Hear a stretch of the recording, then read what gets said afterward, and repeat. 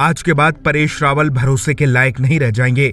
उन्होंने इतना बड़ा झूठ बोला है कि सुनकर आपकी नजरों में भी वो गिर जाएंगे। अक्षय कुमार के प्रोडक्शन हाउस से 25 करोड़ का नोटिस मिलने के बाद परेश रावल ने अपना जवाब फाइल किया।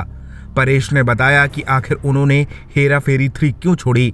उनके वकील ने कई पॉइंट्स में पक्ष रखा और इसमें सबसे चौंकाने वाली बात यह थी कि अक्षय ने हेरा फेरी फ्रेंचाइजी के राइट्स नहीं खरीदे हैं। उनके और फिरोज नाडियाडवाला के बीच कानूनी जंग चल रही है। फिरोज नाडियाडवाला, जो कि हेरा फेरी और फिर हेरा फेरी के ओरिजिनल प्रोड्यूसर हैं, उनकी तरफ से सबको कानूनी नोटिस मिला है।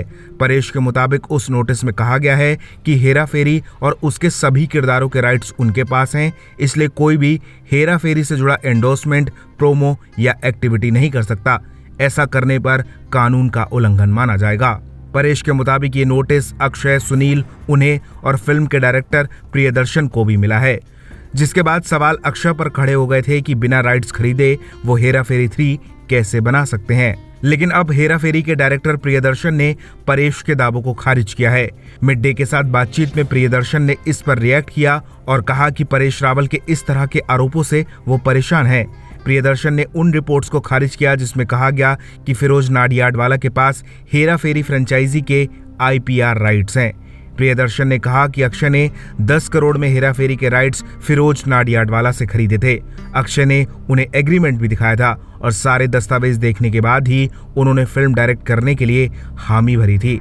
इंटरव्यू में प्रियदर्शन ने कहा, अक्षय ने फिरोज से हेरा फेरी फ्रेंचाइजी के पूरे अधिकार 10 करोड़ रुपए में खरीदे हैं, जिन्होंने पहले 2 पार्ट बनाए थे। ये केवल हेरा फेरी 3 के लिए नहीं है, बल्कि पूरी फ्रेंचाइजी के लिए है। मुझे पता है क्योंकि मैंने इसकी कागजी कार्रवाई देखी है। अक्षय ने मुझे पेपर्स दिखाए हैं जिनमें साजिद नाडियाडवाला के राइट्स वाले भी पेपर हैं। कागजात देखने के बाद मैंने इसे करने पर सहमति जताई थी। इससे पहले परेश के वकील ने वो वजहें बताई थी जिसके चलते उन्होंने हेरा फेरी 3 छोड़ दी। इसमें कहा गया कि अक्षय ने उनसे एक लॉन्ग कॉन्ट्रैक्ट साइन नहीं कराया। उनसे प्रमोशनल वीडियो जल्दबाजी में शूट कराया गया क्योंकि IPL के फाइनल में इसे रिलीज किया जाना था और परेश को मांगने पर उन्हें फिल्म की स्क्रिप्ट और शूटिंग की डेट शीट भी नहीं दी गई।